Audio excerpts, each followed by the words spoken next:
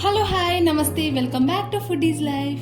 ఈరోజు నేను మీకు ఉదయాన్నే ఎటువంటి హడావిడి లేకుండా ఇన్స్టెంట్గా అండ్ అలాగే హెల్దీగా ప్రిపేర్ చేసుకునే రాగి దోశ చెప్పడానికి ఈ వీడియో చేస్తాను. సో ఇది హెల్దీ ఎట్ ఎ టైం ఇన్స్టెంట్గా కూడా మనం ప్రిపేర్ చేసుకోవచ్చు కాబట్టి ఎటువంటి హడావిడి ఉండదు. సో వీడియోలోకి అయితే వెళ్ళిపోదాము. ఫస్ట్ అయితే ఒక బౌల్లోకి 1 కప్ రాగి పిండిని తీసుకున్నాను. ఇందులోకి మనకి దోశలు మరింత క్రిస్పీగా రావడానికి ఒక 2 స్పూన్లు బొంబాయి రవ్వను తీసుకున్నాను. ఈ బొంబాయి రవ్వ తర్వాత ఇందులోకి ఒక 2 స్పూన్లు పుల్లటి పెరుగుని తీసుకున్నాను. ఇలా వేసుకోవడం వల్ల మనకి దోశ అనేది క్రిస్పీగా అండ్ అలాగే టేస్టీగా వస్తుంది. తర్వాత టేస్ట్కి సరిపడా సాల్ట్, 1/2 టీ స్పూన్ వరకు జీలకర్ర వేసేసుకుని ఆ తర్వాత ఇందులోకి 1 కప్పు వాటర్, రాగి పిండి ఏ కప్పుతో అయితే తీసుకున్నామో అదే కప్పుతో 1 కప్పు వాటర్ పోసుకుని ఫస్ట్ అయితే ఎక్కడా కూడా ఉండలనేవి లేకుండా విస్కర్తో కానీ గరిటతో కానీ మనం ఇలా కలిపేసుకున్నాం అనుకోండి, దోశ మనకి నీట్గా వస్తుందన్నమాట. సో తర్వాత ఇంకొక కప్పు వాటర్ కూడా పోసుకున్నాను. సో ఫైనల్గా 1 కప్పు రాగి పిండికి 2 కప్పుల వాటర్ అయితే పోసుకున్నాను. ఈ కన్సిస్టెన్సీ అయితే మనకి సరిపోతుంది. ఇప్పుడు మూత పెట్టేసుకుని ఒక 10 నుంచి 15 నిమిషాలు నానబెట్టుకున్నాం అనుకోండి, మనకి దోశ చాలా క్రిస్పీగా వస్తుంది, టేస్టీగా కూడా ఉంటుంది. సో 10-15 నిమిషాలు దాటిన తర్వాత మూత తీసేసుకుని ఒకసారి మళ్ళీ విస్కర్తో బాగా కలిపేసుకోవాలి. ఉండలనేవే లేకుండా కలిపేసుకుంటే మనకి ఫైనల్ కన్సిస్టెన్సీ రెడీ అయిపోతుంది. సో ఇక్కడ నేను చూపిస్తున్నాను చూడండి, ఇది ఫైనల్ కన్సిస్టెన్సీ. దోశ వేసుకోవడానికి ఇది పర్ఫెక్ట్ కన్సిస్టెన్సీ అనమాట. సో ఈ కన్సిస్టెన్సీలోకి మనం పిండి కలుపుకున్న తర్వాత ఇందులోకి సన్నగా కట్ చేసుకున్న ఉల్లిపాయ ముక్కలు, ఈ ఉల్లిపాయ ముక్కలు వేస్తే దోశకి మరింత టేస్ట్ వస్తుందన్నమాట.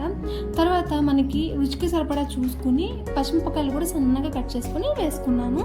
తర్వాత ఒక రెబ్బ వరకు కరివేపాకుని ఇలా సన్నగా కట్ చేసుకుని వేసుకున్నాను. ఆ తర్వాత ఇవన్నీ కూడా ఒకసారి బాగా మిక్స్ చేసుకోవాలి. ఇక్కడ వాటర్ కన్సిస్టెన్సీ అనేది చాలా ఇంపార్టెంట్ ఈ దోశకి. సో 1 కప్పు రాగి పిండికి 2 కప్పుల వాటర్ అయితే కంపల్సరీ పోయండి. తర్వాత మొత్తం బాగా కలిపేసిన తర్వాత ఉప్పు సరిపోయిందా లేదా అనేది ఈ టైంలోనే మనం చూసుకుంటే ఎక్కువ తక్కువలో అడ్జస్ట్ చేసుకోవచ్చు. ఇప్పుడు స్టవ్ పైన ప్యాన్ పెట్టుకుని 1 స్పూన్ వరకు ఆయిల్ని వేసుకున్నాను.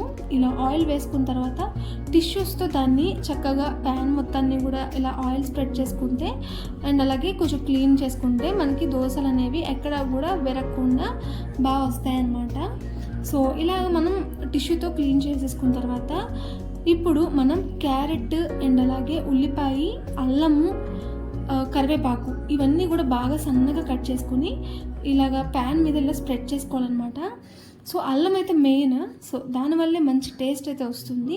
సో ఇప్పుడు మనం కలిపి పెట్టుకున్న దోశ బ్యాటర్ని తీసుకుని ఒకసారి అడుగు నుంచి కూడా బాగా కలుపుకొని ఆ తర్వాత ఇలా ప్యాన్ నిండా కూడా స్ప్రెడ్ చేసుకోవాలి. మనకి 1 నిమిషం ఆగితే మనకి పిండి మొత్తం కూడా బ్యాటర్ అనేది పిండి అడుక్కు వచ్చేస్తుంది. సో ఎప్పుడు ప్రతిసారి దోశ వేసుకునేటప్పుడల్లా మనం బ్యాటర్ని ఒకసారి కలుపుకుంటూ దోశ వేసుకోవాలి. అండ్ అలాగే పైన కొంచెం ఆయిల్ అయితే అప్లై చేసుకుని హై ఫ్లేమ్లో కాల్చుకున్నాం అనుకోండి, మనకి దోశ ఒక సైడ్ అయితే రెడీ అయిపోతుంది. ఇప్పుడు దీన్ని రెండో వైపుకి అయితే ఫ్లిప్ చేసుకోవాలి. ఇలా ఫ్లిప్ చేసుకున్న తర్వాత మనకి దోశ అయితే రెడీ అయిపోయింది. చూసారు కదా ఎంత క్రిస్పీగా కనిపిస్తుందో అండ్ అలాగే టేస్ట్ కూడా చాలా బాగుంటుంది. ఈ క్రిస్పీ దోశలు మీరు మార్నింగ్ పూట ఎటువంటి హడావిడి లేకుండా చేసి పెట్టారనుకోండి, ఇంట్లో అందరూ కూడా చాలా ఇష్టంగా తింటారు. సో ఇదే ప్రాసెస్లో మనం ఇంకొక దోశ కూడా అయితే ప్రిపేర్ చేసేసుకుందాము. చక్కగా ఇలాగా బ్యాటర్ అంతా కూడా స్ప్రెడ్ చేసేసుకుంటే మనకి క్రిస్పీగా వస్తాయన్నమాట.